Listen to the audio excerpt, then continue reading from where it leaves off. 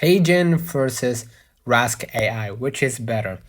So Heygen focuses on creating videos with AI generated avatars offers over 300 avatars and supports text to speech in 40 plus languages.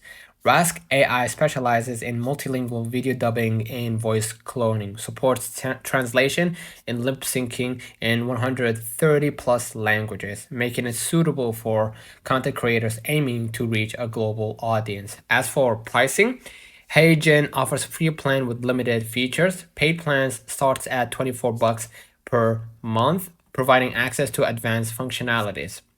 As for Rask AI, creators needing pricing details are less transparent. It's advisable to contact them directly for a quote. Okay, you can use Heygen, right, for business and individuals looking to create engaging videos featuring AI avatars.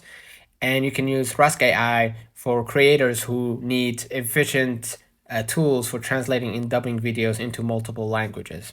Choose Heygen for AI avatar driven video creation. Opt for Rask AI if your priority is multilingual dubbing and voice cloning. Okay, let me know in the comments if this video helped you. Do not forget to like and subscribe. Thank you for watching.